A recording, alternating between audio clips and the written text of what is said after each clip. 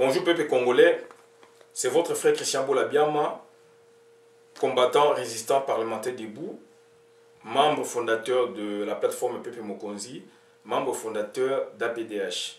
Aujourd'hui, nous revenons sur un sujet très important puisque ça nous concerne maintenant et ça nous concernait aussi dans l'avenir.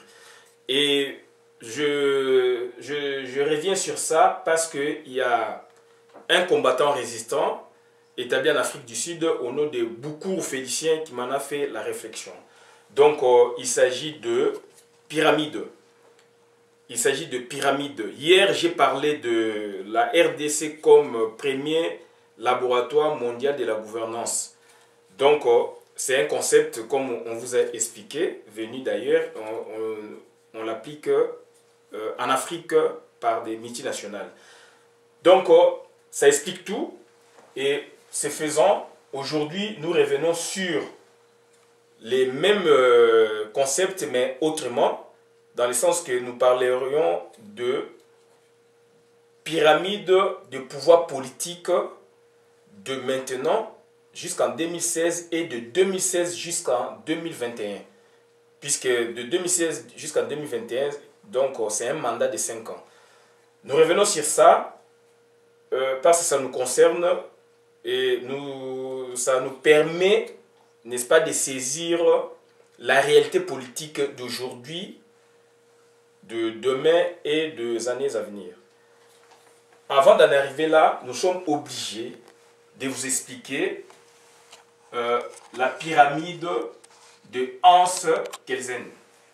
Hans Kelsen, c'est le fondateur de l'école normativiste et à l'origine de la théorie dite de la pyramide des normes ou théorie du droit ou théorie pure du droit.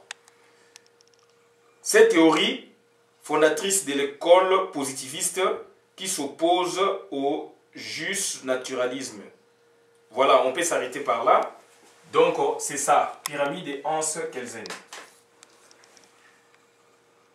Et dans cette pyramide, nous avons des blocs. 1, 2, 3, 4, 5, 6. Il y a le bloc constitutionnel, bloc de conventionnalité ou de supralégalité, bloc de légalité, principes généraux du droit, c'est un bloc, règlement, entre parenthèses, décret et arrêté, c'est un bloc, acte administratif ou circulaire et directive, c'est un autre bloc. Donc, ça, c'est le modèle français. Nous prenons le modèle français puisque c'est un modèle classique de par sa caractéristique, la France étant une république, et nous fondons sur ça pour calquer ça sur le modèle congolais. Voilà, ça c'est la pyramide Kelsen. Alors, à partir de 2011, il y a eu des élections truquées, mal organisées, et c'est ce qui a fait qu'aujourd'hui on vit dans une autre ère politique au Congo. On vit dans une autre ère politique au Congo, en sens qu'il y a imbroglio politique, il y a confusion des pouvoirs au Congo. De raison pour laquelle nous avons une pyramide dite hybride, unique en son genre, de 2011 jusqu'à 2016, où nous la nommons pyramide normative. Puisque quand il y a pyramide normative, son opposé c'est la pyramide factuelle. Factuelle, ce sont des faits observables sur le terrain. Normative, ce sont les faits, ce sont les réalités constitutionnelles contenues même dans la loi fondamentale. Donc, raison pour laquelle nous revenons sur la pyramide Kelsen, donc nous sommes arrêtés là. La pyramide est là. Au niveau de la première échelle, il y a le bloc constitutionnel. Deuxième échelle, bloc de conventionnalité. Troisième, quatrième, cinquième, sixième. Modèle français, comme on a dit. Et nous sommes arrêtés là qu'à la première échelle ou qu'au bloc constitutionnel. Et partant, nous l'avons décloisonné, comme on dit. Nous l'avons décloisonné, c'est-à-dire nous avons ôté du cloison, c'est-à-dire enlevé des barrières pour comprendre ce qui est caché. Donc, je l'ai fait parce que j'ai étudié deux méthodologies scientifiques. Je suis au départ licencié en droit de l'université de Kinshasa. J'ai été formé là-bas par des grands maîtres et leurs disciples aussi. Donc, dont le professeur Kitete Kekumba Omombo, puisque c'est lui qui nous parlait des pyramides, dans le cours de qu'il avait, n'est-ce pas, modifié l'intitulé, la structure, c'était au départ structure, et lui il a modifié en ce sens institution politique, structure et institution socio-politique traditionnelle africaine. C'est là où il parlait des pyramides. Donc il évoquait beaucoup le village Kipuki. Donc lui étant, on a presque la même formation, il est juriste et puis politologue, puisqu'il a fait 2 masters. Donc nous aussi, on a fait le droit. Arrivé en France, j'ai fait l'anthropologie du droit. Donc quelque part, on a la même méthodologie avec mon maître. Raison pour laquelle on arrive, n'est-ce pas, à décloisonner. Donc ce n'est pas donné à tout juriste positiviste. Le juriste, c'est quelqu'un qui se réfère qu'au texte. Donc nous, notre référence avec 2 méthodologies, c'est le texte et le terrain. C'est le texte et le terrain. Et il nous l'a expliqué juste au début du cours. Donc quand vous lisez même le syllabus de professeur Kitete, vous verrez, il s'attelle beaucoup sur la double méthodologie, puisque lui, il a eu 2 formations différentes. Donc il avait 2 façons de voir les choses. Donc s'il est bloqué du point de vue juridique, il descend sur le terrain pour décortiquer les faits. Raison pour laquelle nous avons suivi aussi cette filière. Raison pour laquelle, ça c'est la pyramide, il y a autant de blocs. Moi, je me suis arrêté là, au bloc constitutionnel, et j'ai débloqué. Et il faut avoir du talent, il faut être formé pour comprendre. En débloquant, dans la Constitution, on voit le président, les institutions politiques du Congo, on voit le président, on voit le Sénat, on voit l'Assemblée nationale, etc. Donc, raison pour laquelle, en débloquant, donc en décloisonnant les savoirs, ça m'a permis de faire cette pyramide en l'étendant. Donc, nous sommes dans la pyramide hybride unique 2011-2016 ou pyramide normative. Donc, à la première échelle, nous avons les gouvernants de la gouvernance mondiale. Précédemment, je vous ai cité les Sarkozy, les Tony Blair et tant d'autres. Et ici, les sociétés transnationales fixées en RDC. Ce sont les sociétés que les gouvernants de la gouvernance mondiale ont créées. Ça se confond entre les personnes physiques et les personnes morales. Donc, leur société, c'est au niveau de la 2e échelle. 3e échelle, ce sont des gouvernants de la zone dite Grand Lac. Les Kagame, Museveni, Nkurunziza. Donc, voilà, ils sont là. Et puis, 4e échelle, c'est président de la RDC, gouvernant extraverti. C'est-à-dire gouvernant du dehors. Donc, ça dit, il est là, mais sa pensée politique est de l'étranger. Donc, raison pour laquelle il ne voit pas l'intérieur, mais il voit l'extérieur. Donc, s'en tenant, n'est-ce pas, à cette pyramide, nous avons 4 remarques. Puisqu'il y a confusion entre pyramide normative et celle factuelle, on va voir ça. Donc, il n'y a plus d'opposants. Donc, vous verrez, donc, ça, il y a confusion. On est dans l'hybridisme politique, comme on a dit. D'où il n'y a plus d'opposants de l'autre côté. Puisque cette gouvernance, cette pyramide dont les gouvernants ont tout fait, n'est-ce pas, pour acheter les opposants congolais. D'où on verra de l'autre côté, il n'y a plus d'opposants. Donc on les a achetés. Mais ils sont là pour nous distraire.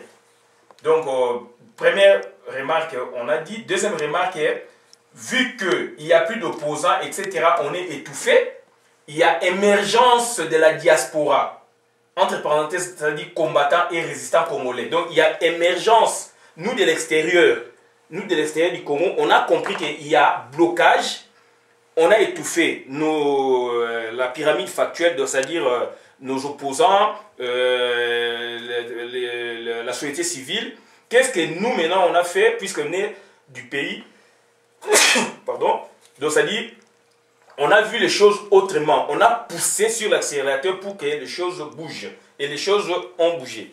Donc, raison pour laquelle on vous dit, il y a émergence de la diaspora, donc combattants et résistants congolais. Ils ont pris maintenant une place importante dans la pyramide factuelle. On va l'observer. Troisième remarque, il y a émergence d'une élite politique congolaise dite fraîche et moulue. Fraîche et moulue, c'est-à-dire quelqu'un qui vient de sortir d'une école. On va l'expliquer. Fraîche et moulue, donc au singulier, fraîche et moulue, donc au féminin, donc c'est-à-dire quelqu'un qui vient de sortir d'une école. On va vous expliquer. Donc il y a trois remarques. Première remarque, confusion entre pyramide normative et celle factuelle, plus d'opposants. Deux, émergence de la diaspora, donc combattants et résistants congolais. Trois, émergence d'une élite politique congolaise fraîche et moulue. Donc c'est la nouvelle classe politique congolaise. Donc c'est dû à quoi? C'est dû à la pyramide hybride. Donc à une pyramide mélangée exprès pour que qui mettent de la confusion dans le fonctionnement politique d'un pays, et raison pour laquelle il y a certains groupes qui se sont rebellés, qui se sont inscrits, n'est-ce pas, en faux contre la démarche des gouvernants de la gouvernance mondiale.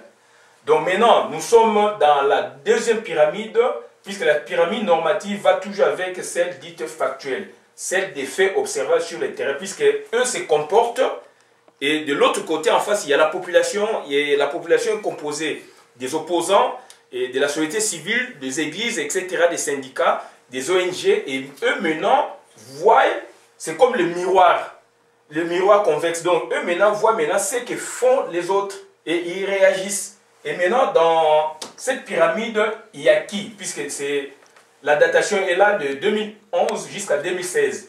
Pyramide hybride unique, 2011-2016, ou pyramide factuelle. Donc, à la première échelle, il y a la diaspora, ou les combattants et résistants. Donc, il y a toute la diaspora congolaise, puisque la diaspora, vous le savez, c'est celle qui nourrit le pays autant d'années. On a été, n'est-ce pas, plébiscité, meilleur par rapport au gouvernement, puisque nous envoyons à travers le monde plus de 9 milliards de dollars pour nourrir nos familles. Et ces frais-là, n'est-ce pas, ne servent qu'à la nourriture, n'est-ce pas, aux frais d'hospitalisation, aux frais pharmaceutiques, scolarité, etc. Et on investit autrement au lieu que cette somme, cette masse d'argent nous serve, n'est-ce pas, si on était organisé autrement, dans le cadre même du ministre de la diaspora, qui aurait, n'est-ce pas, créé certaines institutions, certaines banques, pour que un pourcentage ou un pécule passe par là-bas, afin qu'on organise ou qu'on crée des écoles, qu'on crée une banque, qu'on crée des usines, etc., pour faire marcher le pays, qu'on crée d'autres institutions comme on voit dans le pays ouest-africain.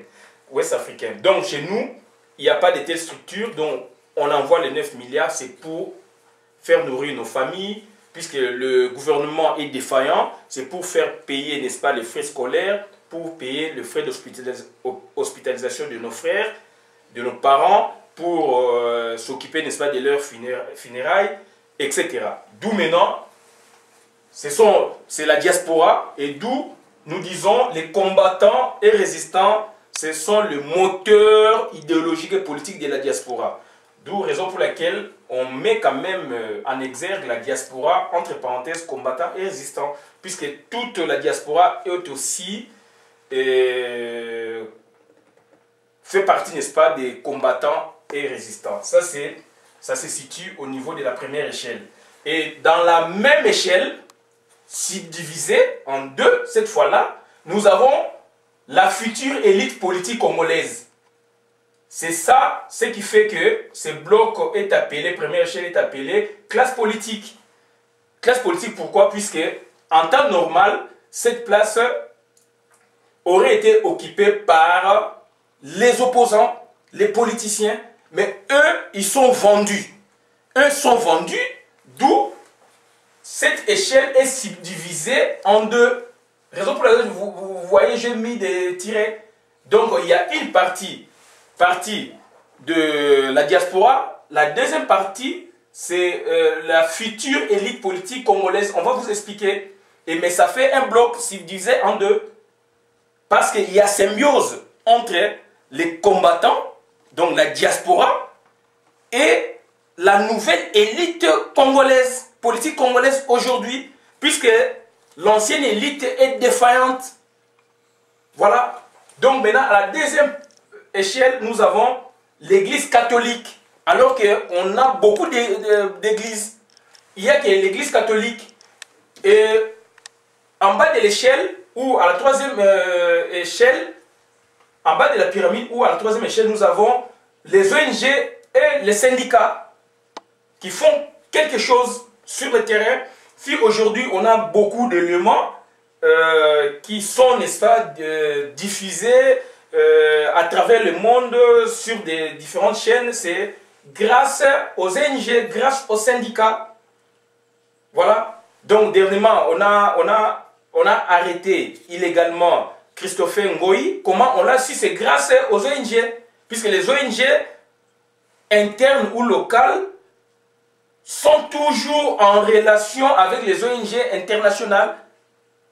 Voilà, donc ce sont les ONG ou les représentations locales qui donnent des infos, qui font des travaux de terrain. Donc ça, c'est la pyramide factuelle. Donc ce sont des faits observables sur le terrain. Église, ONG et syndicats, c'est la société civile. Diaspora, combattant et résistant et future élite politique congolaise, ça c'est la classe politique. Ça remplace l'opposition politique au Congo, ou la classe politique vraiment proprement dite au Congo. C'est ça la classe politique. Et l'ensemble, on l'appelle l'organisation de la société civile congolaise.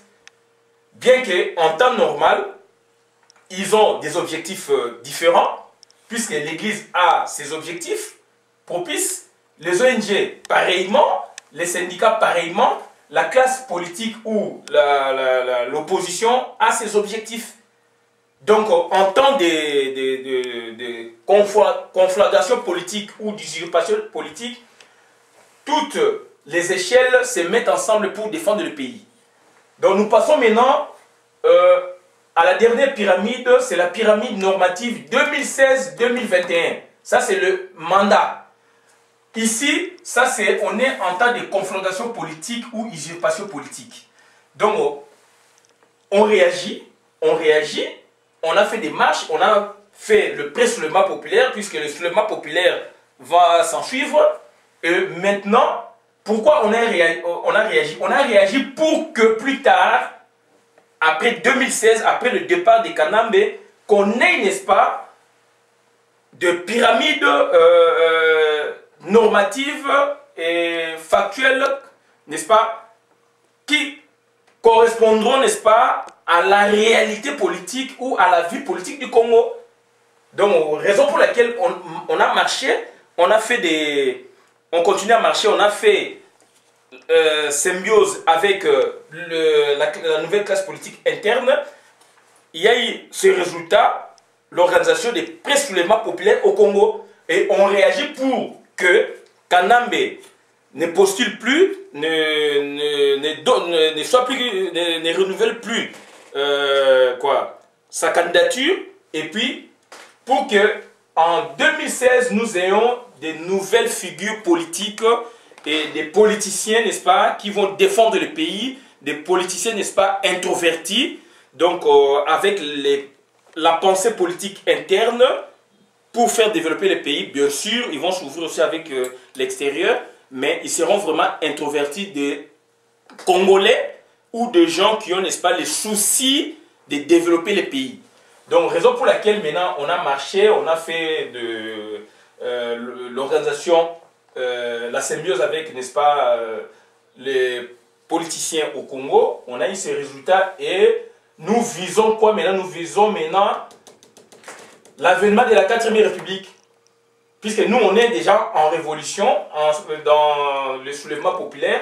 Donc, prochainement, nous verrons, nous souhaitons, n'est-ce pas, avoir l'avènement de la 4e République, puisque on est en révolution, donc on ne veut plus de ces gouvernements avec certaines institutions que nous, on va réformuler ou réformer plus tard, de raison pour laquelle nous aspirons à des bonnes pyramides. Donc de 2016 jusqu'à 2021, nous aurions, je parle de l'inconditionnel, un président de la République introverti, de surcroît chef coutumier temporel, puisque la notion de chef coutumier n'a jamais été temporelle, c'est intemporel, sans durée, mais nous, politiquement, nous essayerons, n'est-ce pas, d'en faire un chef coutumier temporel. C'est-à-dire, c'est lui qui a un mandat, après son mandat, il s'en va. Pourquoi chef coutumier? Puisqu'il est en phase, il est, n'est-ce pas, en accord avec les morts et les vivants, et c'est lui, le chef coutumier, de par nos traditions et coutumes africaines, c'est lui qui sauvegarde les terres, c'est celui qui sauvegarde, n'est-ce pas, l'intégrité territoriale. Et aujourd'hui, on a un président, usurpateur bien sûr, qui n'a pas cette qualité et qui est venu nous tuer chez nous et qui est venu même tuer les Congolais de la capitale. Donc, raison pour laquelle nous aimerions avoir un chef coutumier, un président de la République chef coutumier, donc temporel, durant son mandat, donc après il s'en va. Là, donc, il serait, n'est-ce pas, revêtu de certains éléments intrinsèques africains, congolais et bantous pour défendre la terre, pour défendre nos divinités, la terre et l'intégrité du territoire.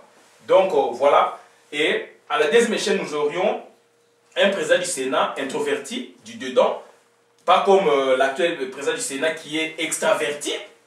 Il n'est pas congolais d'abord, et puis sa pensée est toujours à l'extérieur. Il voit toujours les Rwanda, les Burundi, il voit toujours les fonds monétaires internationaux, Banque mondiale, etc. Il ne voit pas l'intérieur. Et le président de l'Assemblée nationale introverti du dedans. Et de l'autre côté, le fait observable, donc, c'est-à-dire, nous aurions, sous l'avènement de la 4e République, bien sûr, 2016-2021, nous aurions une pyramide factuelle, normale, c'est-à-dire où, à la première échelle, il y aura la classe politique, donc l'opposition.